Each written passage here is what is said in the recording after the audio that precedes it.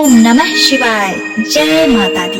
प्रिय भक्तों, आज आप रसपान करेंगे पूरे वर्ष सुनी जाने वाली सप्त माताओं की कथा। ये ऐसी माताएं हैं जिनकी महिमा अपरंपार है। प्रिय भक्तों, इन माताओं की कथा आज भी पारंपरिक रूप से सुनी जाती है। इन माताओं के बिना व्रत पूजा अधूरी मानी जाती है। श्रवणकर्ता को इन माताओं के साथ साथ भोलेनाथ का भी आशीर्वाद प्राप्त होता है।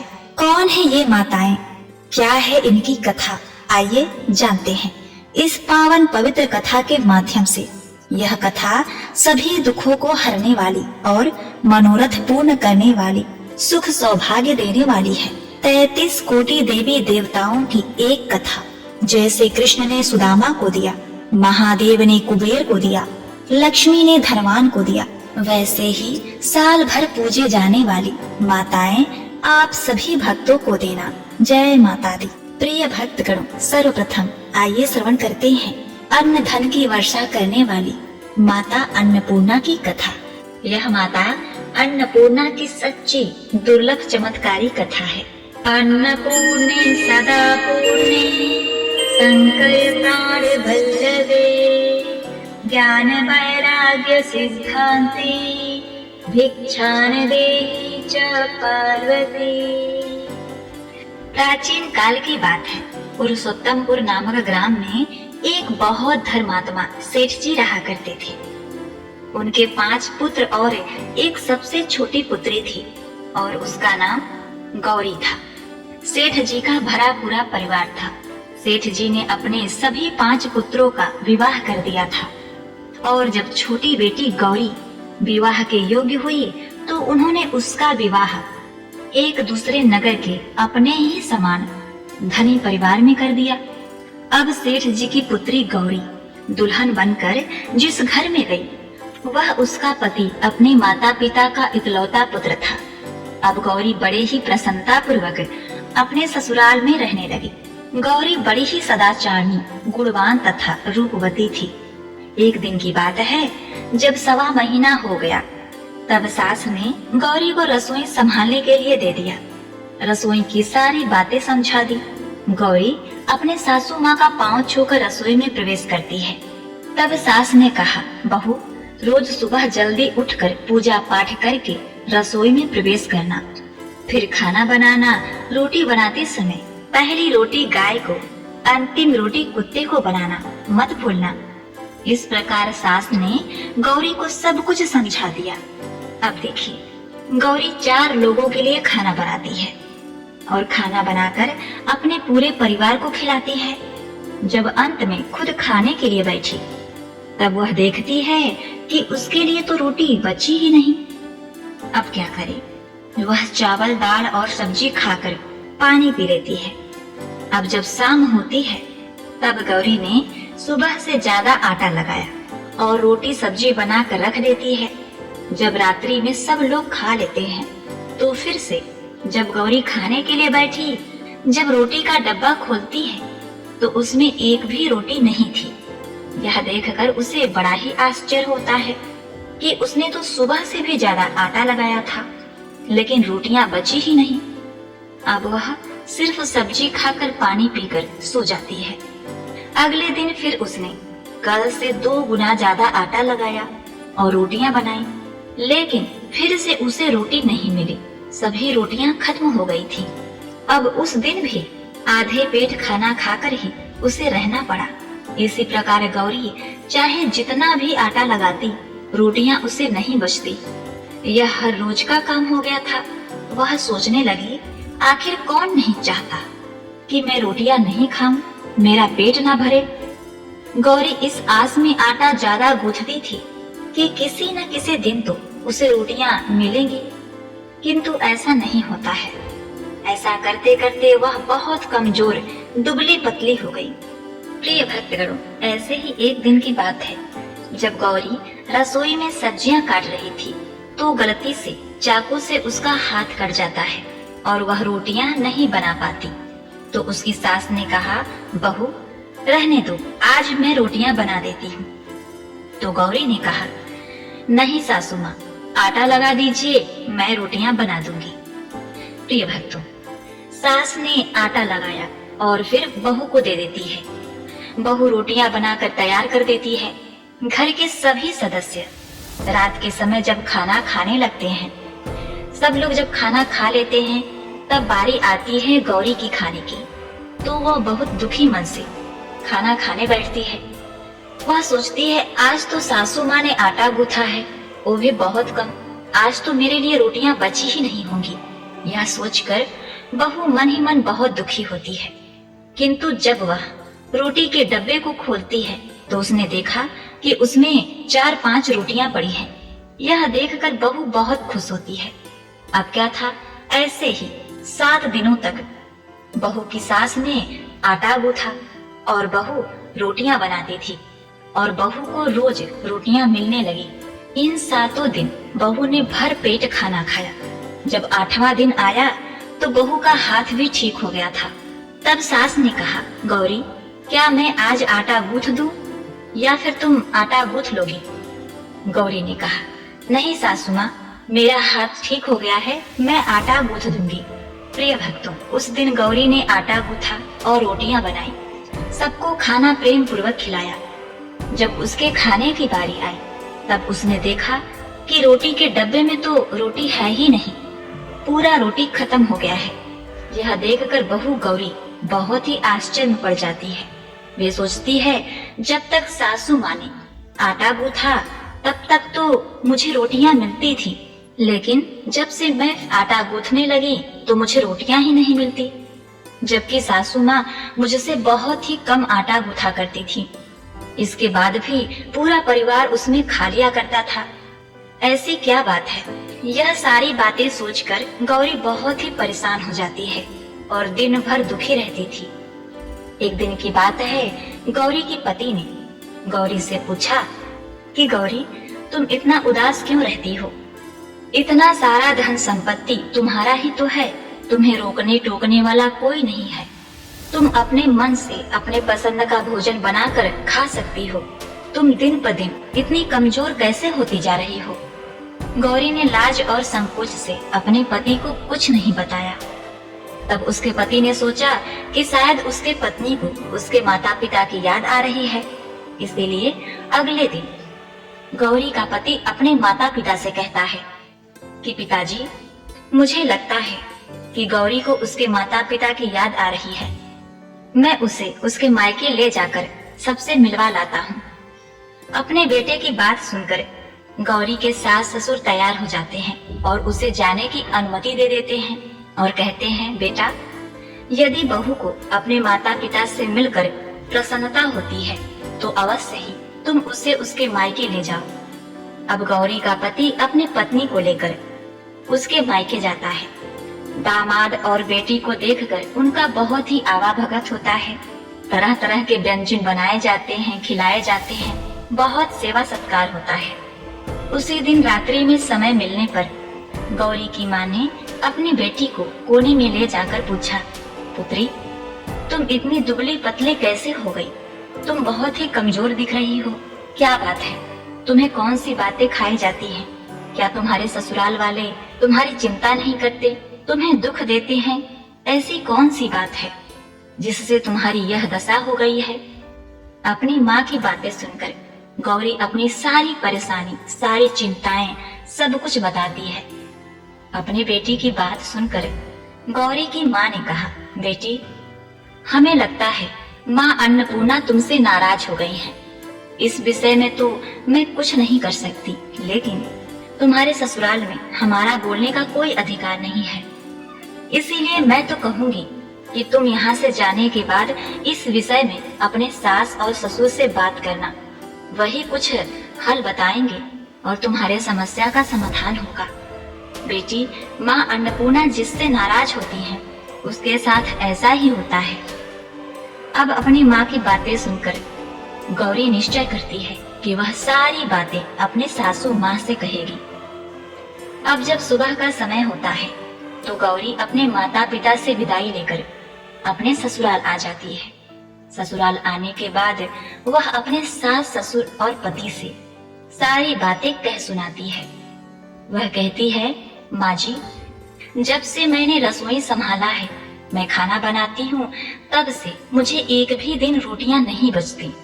मैं बिना खाए ही सो जाती हूँ।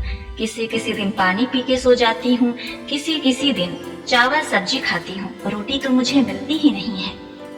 और माँ जी, आपको याद है मेरा हाथ कटा था, तब आप उस समय आटा गूथा करती थी, और वो भी बहुत कम मात्रा में।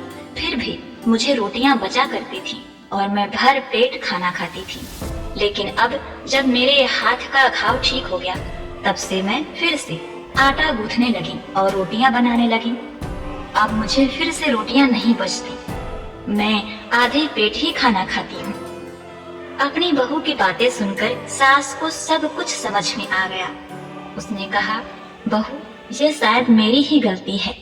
मैंने तुम्हें सब कुछ बताया, सब कुछ सिखाया, लेकिन एक बात तो बताना भूल ही गई। ऐसा कहकर सास अपनी बहू का हाथ पकड़कर गौरी को रसोई में ले जाती है। एक परात में आटा निकालकर उस आटे को अच्छे से गूंथती है। गूंथने के बाद उस गूंथे हुए आटे पर अपने उंगलियों के 5 छाप लगा देती है और कहती है, बहू, यह माँ अन्नपूर्णा का छाप होता है, उनका चिन्ह माना जाता है। आटा लगाने के बाद कोई भी स्त्री इस तरह छाप लगाती है तो उसके घर में बरकत होती है। इसका अर्थ ये है कि माँ अन्नपूर्णा की कृपा सभी परिवार वालों पर बरसे और कोई भी सदस्य भूखे पेट ना सोए। बहू, मैं तुम्हें ऐसा बताना भूल गई। आज से तुम आटा लगाते वक्त आटे पर अपना 5 उंगलियों का छाप छोड़ देना और माँ अन्नपूर्णा तुम्हारे ऊपर अवश्य ही कृपा करेंगी और तुम कभी भी खाली पेट भूखे पेट नहीं सोओगी। यह बरकत का चिन्ह होता है। अब अपने सासू माँ की बात सुनकर बहू हर रोज आटा गूंथती और फिर उस पर अपने 5 अंगुलियों की छाप छोड़ देती और फिर रोटियां बनाती। अब बहू को भी हर रोज रोटियां मिलने लगी। वह पेट भर भोजन करने लगी और स्वस्थ भी हो गई। माँ अन्नपूर्णा की कृपा उस पर बरसने लगी। उसके हाथ में माँ अन्नपूर्णा का वास हो गया। घर पर कोई भी सदस्य भूखा नहीं रहता और जो कोई मेहमान आता या कोई भी भीख मांगने के लिए भिक्षुक आता, उसे भी वह खाना खिलाकर ही घर से विदा करती। इस प्रकार बहू के ऐसे करने से उसके घर में बरकत होने लगी, अन्न की वर्षा होने लगी। प्रिय भक्तगणों, आटे को गूंथ कर उस पर 5 उंगलियों का छाप लगाना हमारी पुरानी परंपरा है। यह माँ लक्ष्मी और अन्नपूर्णा का चिन्ह माना जाता है। ऐसा करने से माता अन्नपूर्णा सदा प्रसन्न रहती हैं और घर वालों पर अपनी कृपा दृष्टि बनाए रखती हैं। घर का कोई भी सदस्य भूखे पेट नहीं सोता। हमारे पूर्वजों से लेकर अब तक यह परंपरा चली आ रही है। सभी माताएं बहनें अपने 5 उंगलियों की छाप आटे पर अवश्य ही लगाती हैं और माँ अन्नपूर्णा से प्रार्थना करती हैं कि सबका पेट भरना, सबका कल्याण करना और घर में अन्न धन की वर्षा करना। ओम नमः शिवाय। जय माता दी। हे माँ अन्नपूर्णा, जैसे आपने बहू का कल्याण किया, उस पर अपनी कृपा दृष्टि बनाई, उसी प्रकार अपने सभी भक्तों पर, सभी माताओं बहनों, सभी भाइयों, सभी बंधुओं पर अपनी कृपा दृष्टि बनाए रखना। उनके घर में अन्न धन का भंडार भरना। जय माता पार्वती। अब आइए श्रवण करते हैं लक्ष्मी माता की पावन कथा। या देवी सर्वभूतेषु विष्णु मायेति संस्थिता, नमस्तस्यै नमस्तस्यै नमस्तस्यै नमो नमः। एक बार भगवान नारायण लक्ष्मी जी से बोले, लोगों में कितना भक्ति बढ़ गई है, सब नारायण नारायण कहते हैं। तो लक्ष्मी जी बोली, आपको पाने के लिए नहीं, मुझे पाने के लिए भक्ति बढ़ गई है। भगवान ने कहा, लोग लक्ष्मी लक्ष्मी ऐसा जाप थोड़े ही ना करते हैं। इस पर माता लक्ष्मी बोली कि विश्वास ना हो तो परीक्षा हो जाए। नारायण भगवान एक गांव में ब्राह्मण का रूप लेकर गए। एक घर का खटखटाया। घर के जजमान ने दरवाजा खोलकर पूछा, कहाँ के हैं? भगवान बोले, हम तुम्हारे नगर में भगवान का कथा कीर्तन करना चाहते हैं। जजमान बोला, ठीक है महाराज, जब तक कथा होगी तब तक आप हमारे घर में रहना। गांव के कुछ लोग इकट्ठा हो गए और सब तैयारी कर दी। पहले दिन कुछ लोग आए। अब भगवान स्वयं कथा कर रहे थे तो सत्संग बढ़ी। दूसरे दिन, तीसरे दिन और फिर भीड़ हो गई। भगवान खुश हो गए कि कितनी भक्ति लोगों में है। लक्ष्मी माता ने सोचा अब देखा जाए कि क्या चल रहा है। लक्ष्मी माता ने बूढ़ी माता का रूप लिया और उसी नगर में पहुंची। वहीं एक महिला ताला बंद करके कथा में जा रही थी कि माता उसके द्वार पर पहुंची और बोली, बेटी जरा पानी पिला दे। तो वो महिला बोली, माता जी 3:30 बजे हैं, मेरे को प्रवचन में जाना है। लक्ष्मी माता बोली, पिला दे बेटी, थोड़ा पानी तो पिला दे, बहुत प्यास लगी है।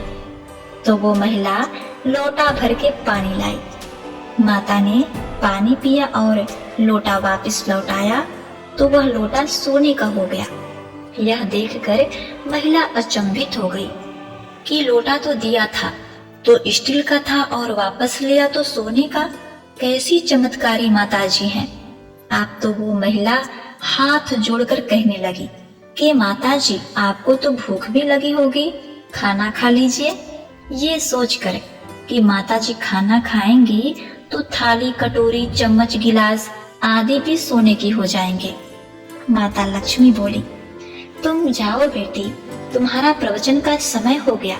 वो महिला प्रवचन में आई तो सही, लेकिन आसपास की महिलाओं को सारी बात बताई। अब महिलाएं यह बात सुनकर चालू सत्संग में से उठकर चली गई।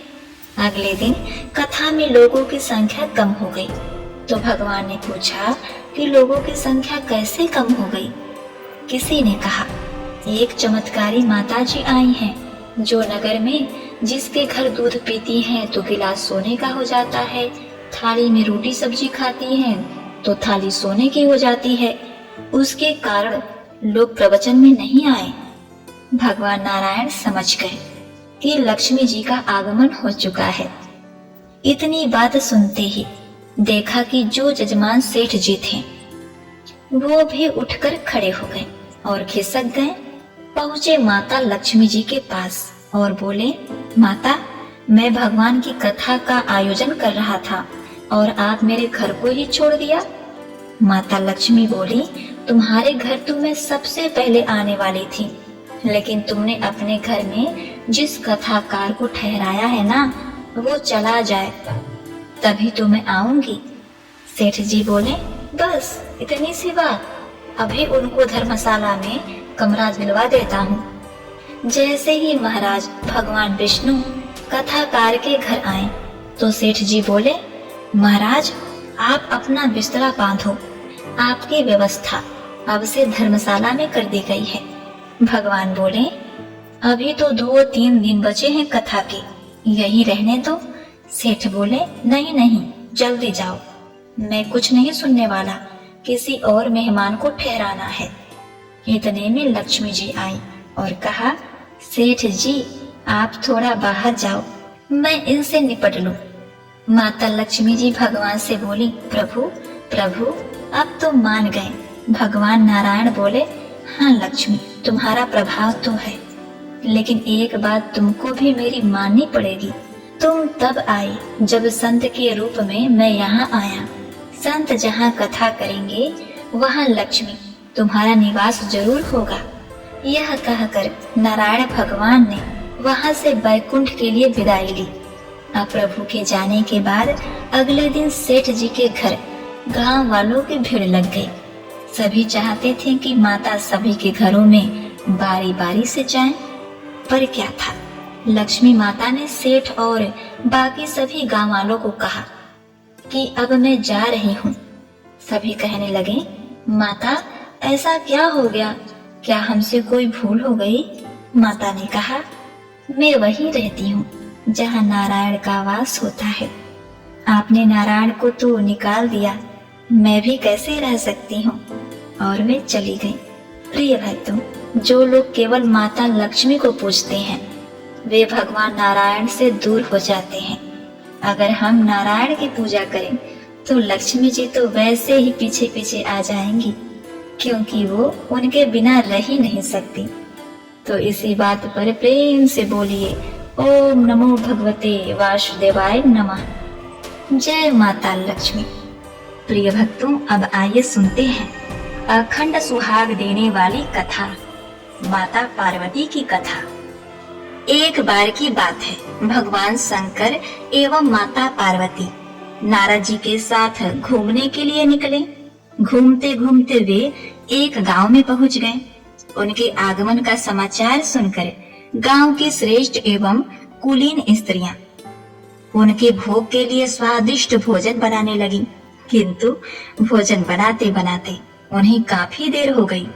उधर साधारण कुल की स्त्रियों ने अधिक विलंब न किया और वे थालियों में हल्दी तथा अक्षत लेकर उनके पूजन के लिए पहुंच गईं।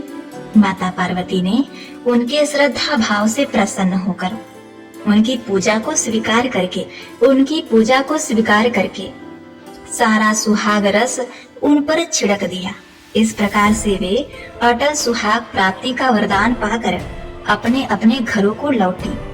उनके जाने के बाद उच्च एवं श्रेष्ठ कुल की स्त्रियां स्वर्ण थालियों में विभिन्न प्रकार के स्वादिष्ट पदार्थ लेकर उनकी सेवा में उपस्थित हुई। उन्हें देखकर भगवान शंकर ने पार्वती जी से कहा, हे पार्वती, तुमने सारा सुहाग रस तो साधारण कुल की स्त्रियों में बांट दिया, अब इन्हें क्या दोगी? तब पार्वती जी ने कहा, प्राणनाथ, आप इसकी चिंता न करें। जिसकी जैसी श्रद्धा और जैसा भाव होगा, मैं उसे वैसा ही वरदान दूंगी। उन्होंने हमारे स्वागत सत्कार के लिए बड़ा ही परिश्रम करके ये पकवान आदि बनाए हैं और हमारी पूजा करने के लिए आई हैं, अतः मैं इन्हें भी निराश नहीं करूंगी। मैं इन्हें अपने रक्त का सुहाग रस दूंगी। यह सुहागन रस पाकर ये स्त्रियां भी मेरे जैसे सौभाग्यवती हो जाएंगी। उन सभी स्त्रियों ने बड़े श्रद्धा भाव से भगवान शंकर एवं पार्वती माता का पूजा अर्चना किया। तत्पश्चात माता पार्वती ने अपनी उंगली चीरकर अपना रक्त उन पर छिड़क दिया और कहा, तुम सब तन मन से पति की सेवा करो, इससे तुम्हें अखंड सौभाग्य प्राप्त होगा। इसके बाद माता पार्वती ने भगवान शंकर से नदी पर जाकर स्नान करने की आज्ञा मांगी। भगवान की आज्ञा पाकर उन्होंने नदी पर जाकर स्नान किया। तत्पश्चात वहीं पर नदी की बालू से भगवान शिव की एक मूर्ति बनाकर उसका पूजन गुप्त रूप से किया। उन्होंने बालू से ही पकवान बनाए और बालू के ही 2 कड़ों से भगवान को भोग लगाकर उनकी प्रदक्षिणा की। इसी प्रकार उस पार्थिव बालू के शिवलिंग से भगवान शंकर साक्षात प्रकट हो गए और पार्वती को वरदान दिया कि आज के दिन जो स्त्री तुम्हारी तरह गुप्त रूप से अपने पति का ध्यान कर मेरी पूजा और तुम्हारे नाम का व्रत करेगी, उसका पति चिरंजीवी रहेगा तथा मोक्ष प्राप्त करेगा। ऐसा वरदान देकर भगवान शिव अंतर ध्यान हो गए। पार्वती जी को काफी देर हो गई और वे सोचने लगी कि कहीं इस देरी के कारण पति रुष्ट न हो जाए। अतः वे अति शीघ्र उस स्थान पर लौट आईं जहां भगवान शिव और नारद जी उपस्थित थे। शिव जी ने जब पार्वती जी से इतने विलंब से आने का कारण पूछा, तो गुप्त रूप से उनकी पूजा करने की बात को पार्वती जी ने छुपा लिया और झूठा बहाना बना दिया कि नदी के तट पर भाई तथा भावज मिल गए थे। उन्होंने दूध भात खाने का आग्रह किया, इसीलिए रुकना पड़ा और देर हो गई। अंतर्मयी भगवान शंकर तो सब जानते थे, फिर भी लीला करने के लिए बोले, हम भी दूध भात खाने ससुराल जाएंगे। और ऐसा कहकर वे नदी की ओर चल दिए। अब तो पार्वती जी बहुत घबरा गईं कि इस प्रकार तो उनके झूठ का भेद खुल जाएगा। तब वे और नारद जी भी शिव जी के पीछे पीछे चल दिए। नारद जी तो दूध भात खाने को उत्साहित थे, लेकिन पार्वती जी घबराई हुई थी। तब मन ही मन भगवान शंकर का ध्यान करके उन्होंने प्रार्थना किया, भगवान, मैंने नारद जी के समक्ष आपसे झूठ बोला है। अब अपनी इस अनन्य दासी की लाज आपके हाथ में है। आप ही मेरे इस झूठ की लाज रखना। अब देखिए, जैसे ही कुछ दूर से नदी तट दिखाई देने लगा तो पार्वती जी क्या देखती हैं कि उस नदी तट पर बड़ा ही सुंदर महल बना हुआ है। थोड़ा करीब जाने पर महल के द्वार पर उन्हें उनके भाई भावज खड़े दिखाई दिए, जो भगवान शिव के स्वागत के लिए तत्पर थे। यह सब देखकर पार्वती जी को बड़ा ही आश्चर्य हुआ, लेकिन मन ही मन उन्हें इस बात का संतोष भी हुआ कि उनके प्रभु ने उनके झूठ की लाज रखी है। पार्वती के भाई भावज ने भगवान शिव का बड़ा ही आदर सत्कार किया। इस प्रकार 3 दिन तक भगवान शिव वहां रुके। चौथे दिन जब पार्वती जी ने उनसे चलने का आग्रह किया तो वे राजी न हुए। उन्होंने कहा वे अभी कुछ दिन और रुकना चाहते हैं। तब पार्वती रूठकर अकेले ही वहां से चल पड़ी। यह देखकर भगवान शंकर और नारद जी भी उनके पीछे पीछे चल दिए। जब चलते चलते वे काफी दूर निकल आए तो शिव जी अचानक ही रुक गए और बोले कि वे अपनी माला तो महल में ही भूल आए हैं। अब पार्वती जी ने सोचा कि यदि कोई और माला वापस लेने गया तो सारी पोल खुल जाएगी। अतः वे स्वयं जाकर माला लाने के लिए तैयार हो गए। तब शिव जी ने नारद जी को माला लाने भेजा, परंतु वहां पहुंचने पर नारद जी दंग रह गए। उन्होंने वहां चारों ओर अंधकार ही अंधकार देखा और महल का तो वहां दूर दूर तक नामो निशान भी नहीं था। नारद जी घोर आश्चर्य में डूब गए और आंखें फाड़ फाड़ कर चारों ओर देखने लगे। उन्हें भगवान शिव की माला एक वृक्ष पर टंगी हुई मिली। उन्होंने शीघ्रता से वह माला उस वृक्ष से उतारी और तेजी से उस ओर बढ़े जहां माता पार्वती और शिव जी को छोड़कर आए थे। यथा शीघ्र वहां पहुंचकर उन्हें इस यात्रा का वृतांत और आश्चर्यजनक घटना उन्हें कहा। नारद जी के मुख से उनकी यात्रा का वृतांत सुनकर भगवान शिव जी मुस्कुराए और बोले, देवर्षि, यह सब पार्वती की लीला है। उन्होंने यहाँ मेरा गुप्त पूजन किया था। इस बात को ये मुझसे छिपाना चाहती थी, इसीलिए मुझसे भाई भावज के नदी तट पर मिलने का झूठा बहाना बनाया और अपनी माया से सब लीला रची। इसी लीला का सत्य दर्शन करने के लिए मैंने तुम्हें माला लेने वहां भेजा था। इस पर पार्वती जी लजाकर बोली, क्या बात करते हैं प्रभु, मैं भला किस योग्य हूँ? यह सब तो आपके ही कृपा का प्रभाव था। तब नारद जी ने इस घटना एवं माता पार्वती की लीला से अति प्रभावित होकर कहा, माता, आप पतिव्रताओं में श्रेष्ठ हैं। आप ही आदि शक्ति हैं। यह सब आपकी पतिव्रता भावना का ही प्रभाव है। आपकी पूजा अर्चना करके एवं आपकी प्रसन्नता पाकर संसार की सभी स्त्रियां न केवल अटल सौभाग्य प्राप्त कर सकती हैं, बल्कि समस्त सिद्धियों को बना एवं मिटा भी सकती हैं। इसमें कोई भी अचरज की बात नहीं। गोपनीय पूजन अधिक शक्तिशाली तथा सार्थक होता है। आपकी भावना व चमत्कार पूर्वक शक्ति को देखकर मुझे बड़ी ही प्रसन्नता हुई। मेरा यह आशीर्वचन है कि जो स्त्रियां इस दिन गुप्त रूप से अपने पति का निमित्त पूजन कार्य संपन्न करेंगी, आपकी अनुकंपा से उनकी सभी मनोकामनाएं पूर्ण होगी तथा उनके पति भी दीर्घ आयु होंगे। नारायण नारायण। ऐसा कहते हुए नारद जी देवलोक को प्रस्थान कर गए। प्रसन्न होकर भगवान शिव और माता पार्वती भी कैलाश पर्वत की ओर चल दिए। एक बार प्रेम से बोलिए, जय हो माता आदि शक्ति भवानी, जय माता पार्वती। श्रवण करेंगे गाय माता की बड़ी ही दुर्लभ कथा। जो भी इस कथा को सुनता है उसे गौ माता तथा 33 कोटि देवी देवताओं का आशीर्वाद प्राप्त होता है। उन्हें अंत काल में गौलोक में स्थान मिलता है। प्रिय भक्तगणों, अब आइए सुनते हैं। प्राचीन समय की बात है। एक गांव में एक सास और बहू रहा करती थी। सास बहुत ही धार्मिक थी और उसके दैनिक जीवन में मंदिर जाना, पूजा पाठ और गौ सेवा का बहुत महत्वपूर्ण स्थान था। बहू भी सास की आज्ञाओं का सम्मान करती थी और उसके दिए गए कार्यों को ईमानदारी से संपन्न करती थी। गाय और बछड़े के प्रति भी उसका गहरा स्नेह था और उन्होंने उनकी देखभाल बड़े प्रेम से किया था। गाय तो बहुत ही समझदार थी। रोजाना चरने के लिए छोड़ने पर भी शाम को स्वयं ही घर आ जाती थी। एक बार सास ने घर में जौ की बालियां रखी, लेकिन उन्होंने बहू को उसके बारे में नहीं बताया।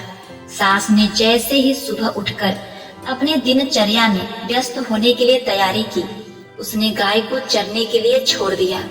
जाते समय उसने बहू को बिना किसी सवाल के जौ की बालियां उबालने के लिए रखने की आदेश दी। बहू ने बिना किसी विचार के उसकी आदेश का पालन किया और बछड़े को काटकर उबालने के लिए रख दिया। लेकिन उसके कार्य के बाद उसका दिल बहुत दुखी हो रहा था और उसने अपनी गलती की पछतावा करने लगी। सास जब शाम को घर वापस आती है तो घर का हालत देखकर हैरान रह गई। घर में खून के धब्बे थे और वहाँ विचार करते ही उसका मन बहुत ही बेचैन हो गया। उसने बहू को बुलाया और उससे पूछा कि यह खून कैसा। बहू ने सच्चाई बताई और उसकी आदेश के अनुसार उस बछड़े को काटकर उबालने के लिए रख दिया था। सास की आंखों में आंसू आ गए और वह बहू के पास गई। बहू भी अपनी गलती के लिए पछताई और सास से माफी मांगी। सास ने उसे समझाया कि मेरे आदेश को तुमने गलती से दूसरा समझ लिया, इसीलिए तुम्हारे हाथों इतना बड़ा पाप हो गया है। और उसने बहू से क्षमा मांगी। फिर उन्होंने श्री कृष्ण तथा गाय माता की पूजा की और उपवास किया। अगले दिन वह बछड़ा जीवित हो गया। श्री कृष्ण की इतनी भारी लीला देखकर सभी लोग अचंभित रह गए। जय हो कृष्ण भगवान, जय हो गौ माता। प्रिय भक्तों, अब आइए सुनते हैं चौथी कथा। प्राचीन काल में सुवर्णपुर नामक नगर में देवदानी नाम का एक राजा शासन करते थे। वह बहुत ही न्यायप्रिय और उदार थे। वह अपने राज्यवासियों के प्रति बहुत ही सजग थे और उनकी समस्याओं का निवारण करने के लिए हमेशा तत्पर रहते थे। एक दिन एक गरीब ने राजा के दरबार में आकर अपनी शिकायत पेश की। उसकी शिकायत थी कि उसके पड़ोसी ने उसकी जमीन पर अवैध रूप से कब्जा कर लिया है और उसको बिना किसी मुआवजे के निकाल दिया है।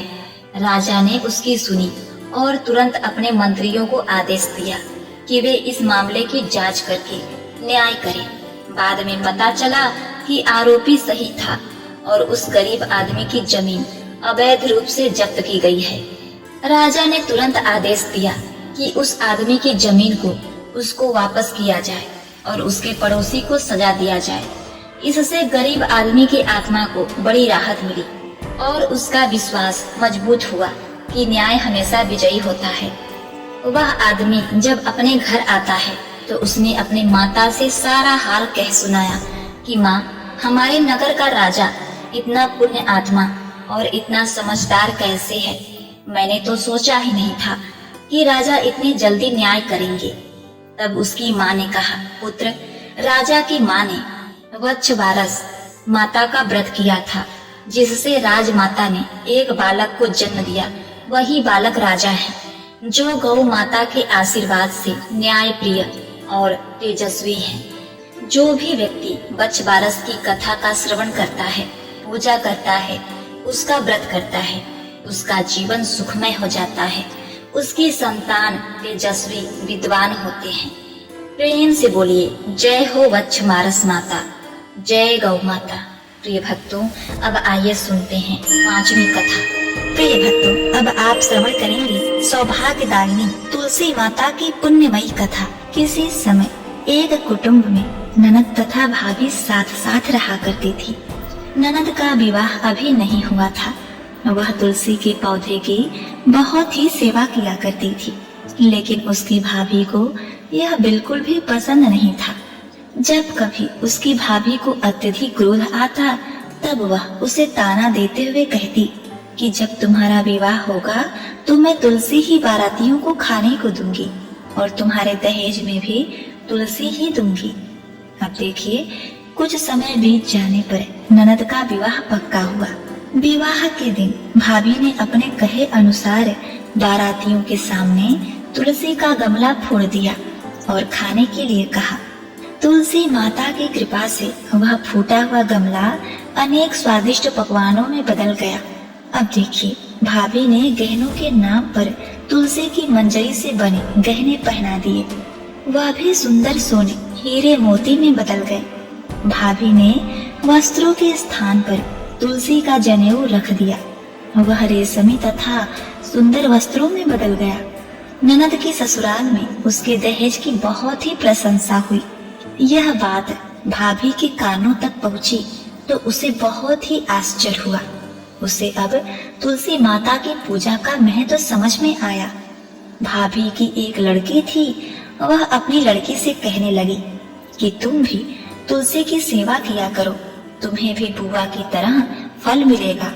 वह जबरदस्ती अपनी लड़की से सेवा करने को कहती, लेकिन लड़की का मन तुलसी सेवा में नहीं लगता था।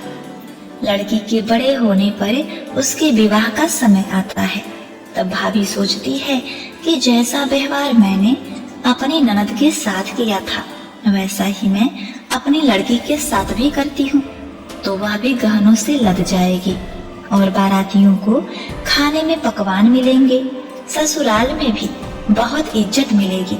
यह सोचकर वह बारातियों के सामने तुलसी का गमला फोड़ देती है, लेकिन इस बार गमले की मिट्टी मिट्टी ही रहती है, मंजरी तथा पत्ते भी अपने रूप में ही रहते हैं, जनेऊ भी अपना रूप नहीं बदलती है। सभी लोगों तथा बारातियों द्वारा भाभी की बुराई की जाती है। लड़के के ससुराल वाले भी लड़के की बुराई करते हैं।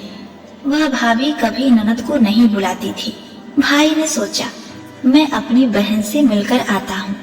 उसने अपनी पत्नी से कहा और कुछ उपहार बहन के पास ले जाने की बात कही। भाभी ने थैले में ज्वार भरकर कहा कि और कुछ नहीं है, तुम यही ले जाओ। वह दुखी मन से बहन के पास चल दिया। वह सोचता रहा कि कोई भाई अपने बहन के घर यह सब कैसे ले जा सकता है। यह सोचकर वह एक गौशाला के पास रुका और ज्वार का थैला गाय के सामने पलट दिया। तभी गाय पालने वाले ने कहा, अरे अरे भाई साहब, आप गाय के सामने हीरे मोती तथा सोना क्यों डाल रहे हो?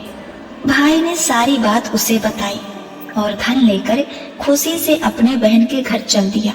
दोनों बहन भाई एक दूसरे को देखकर अति प्रसन्न होते हैं। एक बार प्रेम से बोलिए, जय हो तुलसी महारानी। हे तुलसी माता, जिस प्रकार आपने उस ननद को दिया उसी प्रकार आप सभी व्रती महिलाओं तथा कन्याओं को देना। प्रिय भक्तों, अब आप श्रवण करेंगे संकट हरने वाली संकटा माता की कथा। जय माँ संकटा, जय माँ भवानी। एक बार की बात है, एक राज्य में एक राजा रहते थे। राजा बड़े ही प्रजा प्रेमी और सबका भला चाहने वाले थे।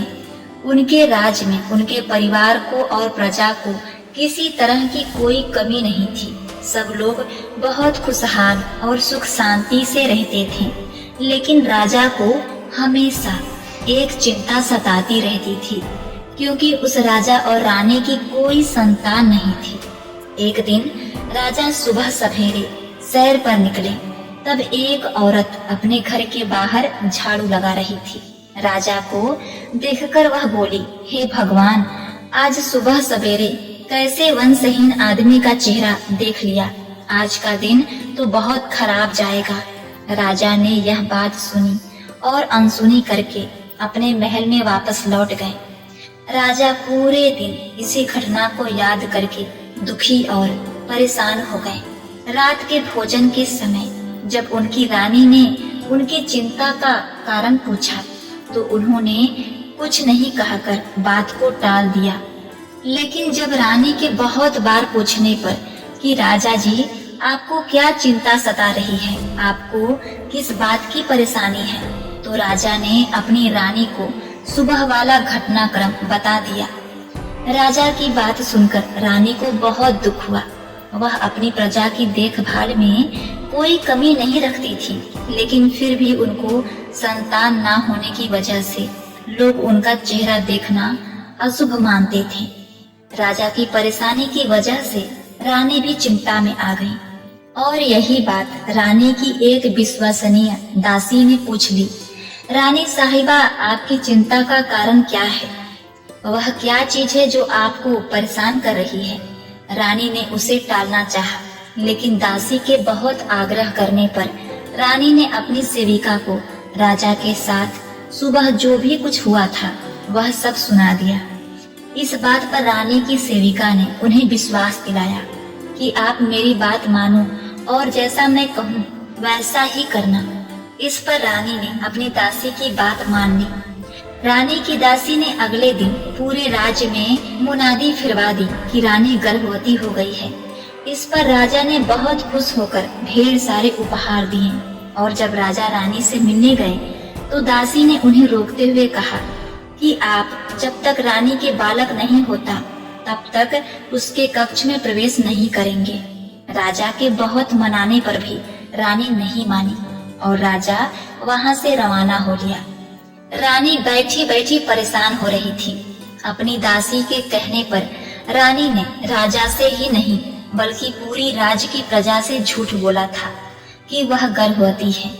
धीरे धीरे करते करते 9 महीने पूरे हो गए। जब रानी को दिन रात चिंता सताने लगी, रानी बड़ी मुश्किल में फंस गई थी, क्योंकि उसे पता था कि राजा कभी भी आकर उनसे पूछ सकते हैं कि बताओ हमारा बालक कहाँ है। तब रानी राजा को क्या जवाब देगी? रानी ने यह अपनी दुविधा अपनी दासी को कह सुनाया, लेकिन दासी ने उन्हें कहा कि आप निश्चिंत होकर मेरा विश्वास करें।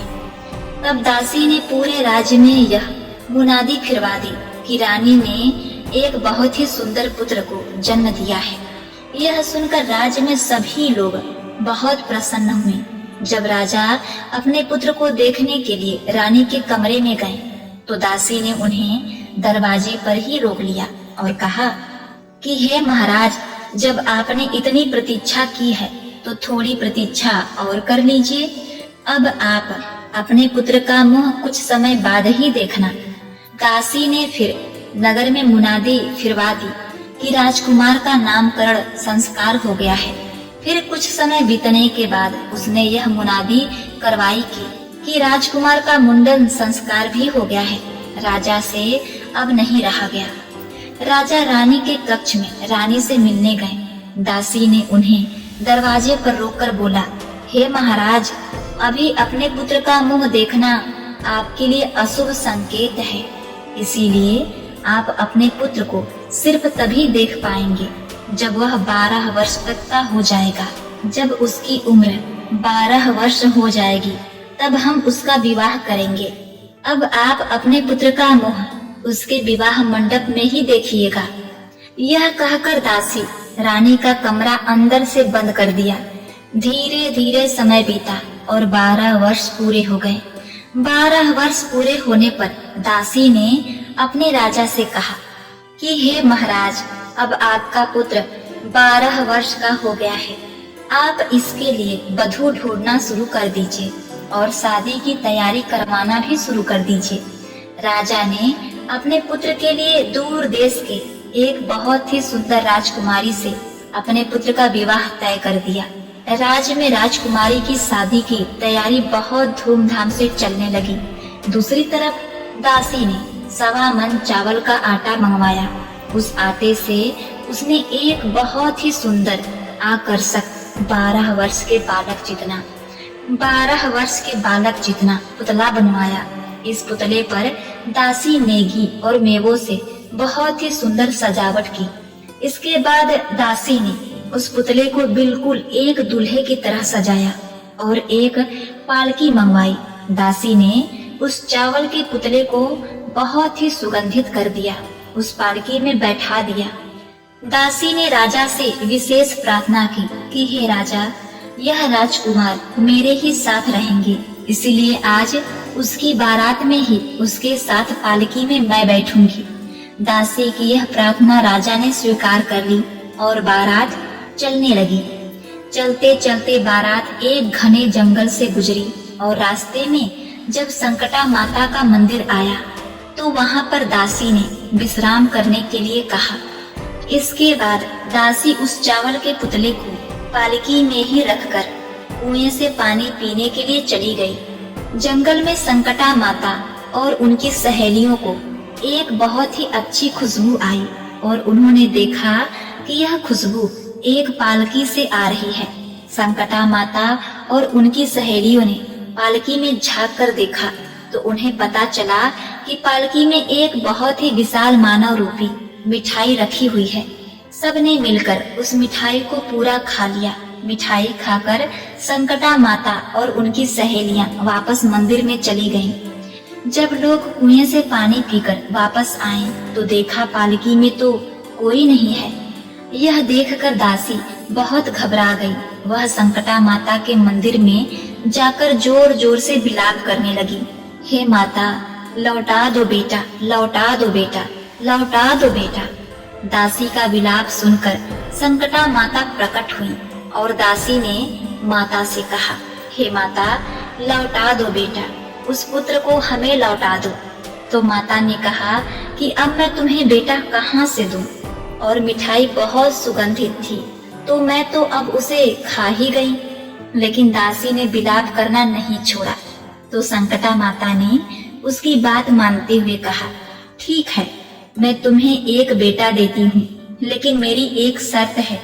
दासी ने बोला कि माता बताइए, आपकी क्या शर्त है? तो संकटा माता ने कहा कि मैं तुम्हें एक बेटा जरूर दूंगी, लेकिन 24 घंटे के अंदर मैं अपना बेटा वापस ले लूंगी। दासी ने माता की बात मान ली और संकटा माता ने अपने चमत्कार से दासी को एक बहुत ही सुंदर 12 वर्ष का बेटा दिया। इतना अप्रतिम सुंदर बालक देखकर दासी तो आश्चर्यचकित हो गई। बालक को पालकी में बिठाकर जब वह विवाह स्थल पर पहुंची तो राजकुमार को चबेरी में बैठाया गया। तब दासी ने राजा से कहा, हे महाराज, आप अपने पुत्र का चेहरा देख सकते हैं। जब राजा अपने राजकुमार के पास गया तो अपने बेटे का इतना सुंदर और भव्य रूप देखकर आश्चर्यचकित रह गया।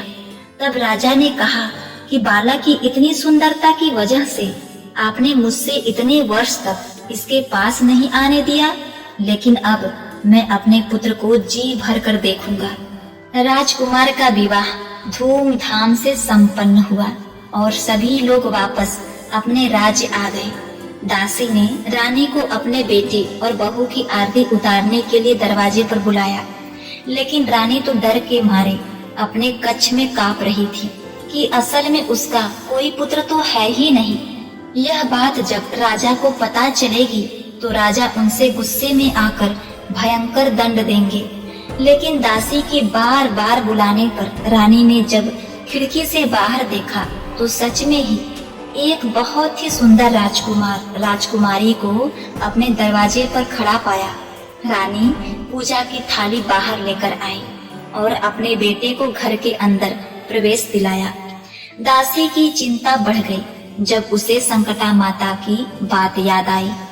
दासी ने एक युक्ति लगाई और रानी से जाकर कहा कि कल हम बहू की मुंह दिखाई की रस्म का आयोजन करेंगे, तो राज्य की सभी औरतों को निमंत्रण देना है।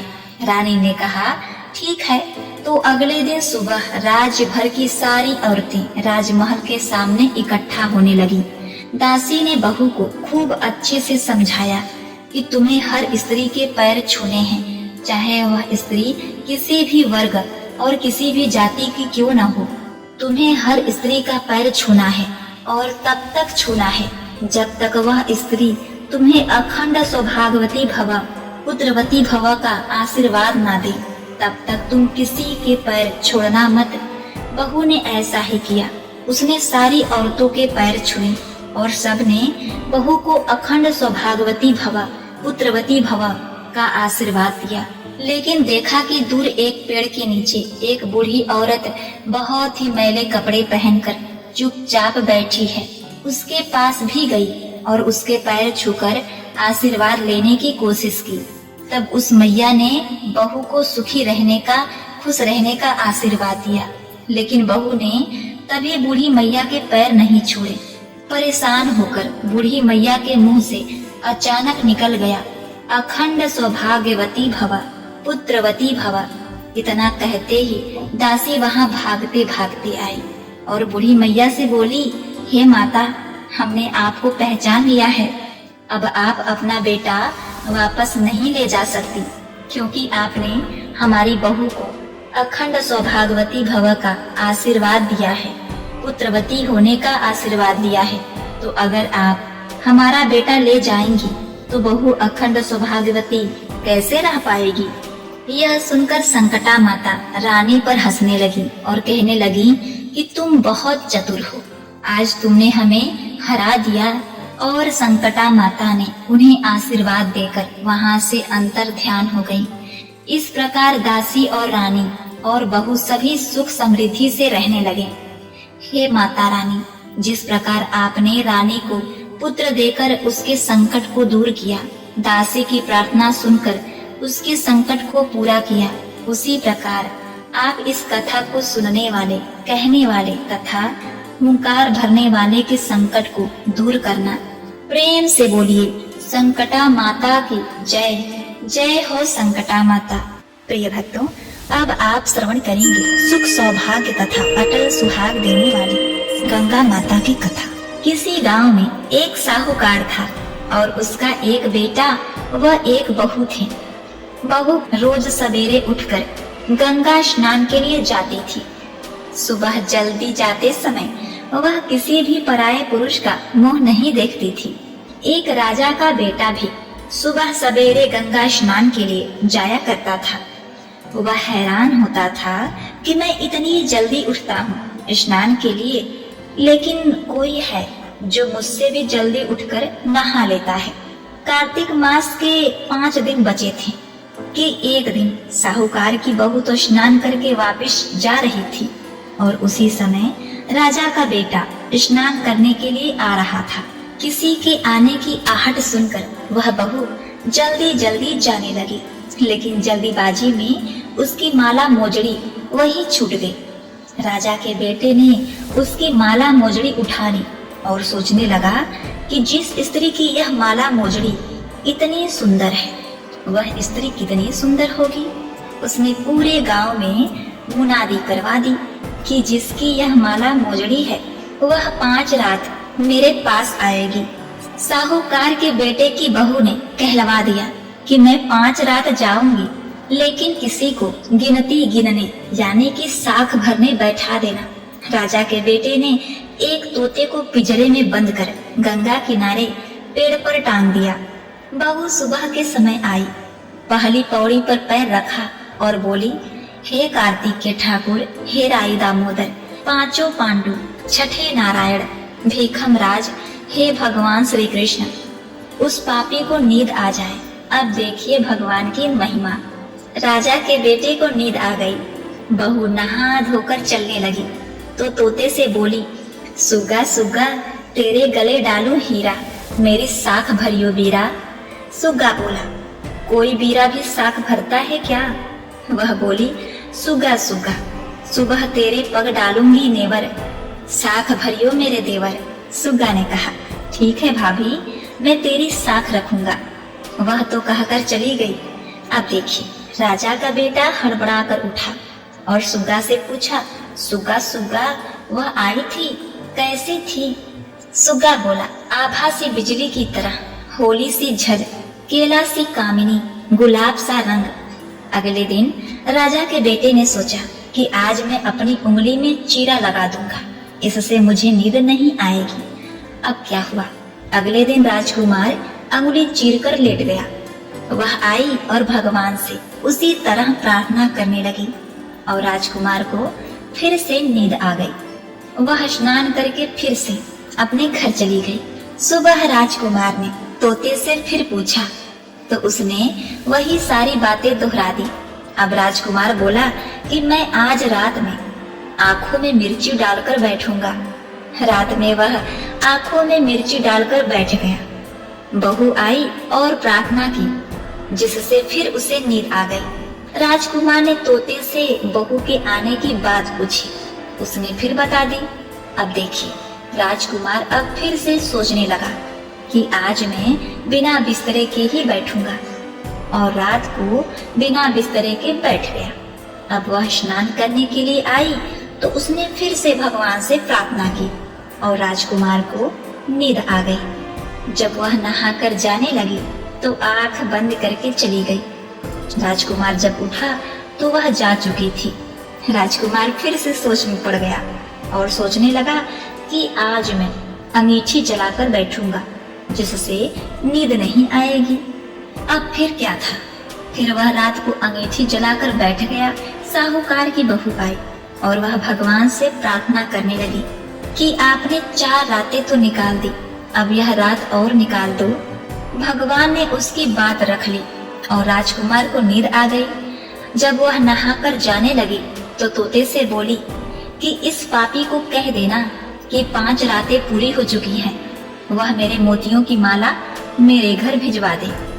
सुबह राजकुमार की आंखें खुली तो उसने तोते से पूछा, हे तोते, क्या वह आई थी? तो तोते ने कहा, हाँ, वह आई थी और उसने अपनी माला मंगवाई है। यह सुनकर राजकुमार सोचने लगा कि यह तो सच्ची थी, तभी तो भगवान ने भी उसका सत रखा। कुछ समय बाद राजकुमार को कोढ़ हो गया। राजा ने ब्राह्मण को बुलवाया और पूछा कि मेरे बेटे का शरीर क्यों जल रहा है। ब्राह्मण ने विस्तार से सारी बात राजा को बताई कि उसने क्या किया था। अब देखिए, ब्राह्मण ने कहा कि इसने पतिव्रता स्त्री पर बुरी नजर डाली, इसीलिए यह इस तरह से रोग से पीड़ित हुआ है। राजा ने इसके ठीक होने का उपाय पूछा। ब्राह्मण ने कहा, यह उस साहूकार की बहू को धर्म की बहन बनाए और रोज उसके नहाए हुए जल से यह स्नान करे, तब यह ठीक हो सकता है। राजा साहूकार की बहू की माला लेकर साहूकार के घर गया और बोला कि हे साहूकार, यह माला आपके पुत्र वधू का है, इसे ले लें और अपनी बहू के नहाए हुए जल से मेरे बेटे को नहला दें। साहूकार बोला कि वह तो किसी पराये पुरुष का मुंह तक नहीं देखती राजन, आप उसे इस नाली पर बैठा दीजिए। जब वह ऊपर नहाएगी तब छत के नीचे से इस नाली के पानी से आपका पुत्र भी नहा लेगा। राजकुमार ने ऐसा ही किया और कुछ समय बाद उसका शरीर चंदन सा हो गया। हे पंच भिक्षु देवता, हे कार्तिक मास के भगवान, हे श्री कृष्ण जी, जैसे आपने साहूकार की पुत्र वधू का सत्य रखा, उसकी लाज रखी, उसके धर्म की रक्षा की, वैसे ही सभी बहनों के धर्म की रक्षा करना, उनकी लाज रखना और अपने सभी भक्तों पर कृपा वर्षाए रखना। जय श्री कृष्ण। हरि हरि। ओम नमः शिवाय। प्रिय भक्तगण, हमारे इस चैनल पर भगवान शिव से संबंधित और बहुत सारी कथाएं, अन्य पुण्य फलदायी कथाएं सुनाई जाती हैं। एक बार आप उसे अवश्य ही श्रवण करें। कथा को पूरे अंत तक श्रवण करने के लिए आपका बहुत बहुत धन्यवाद।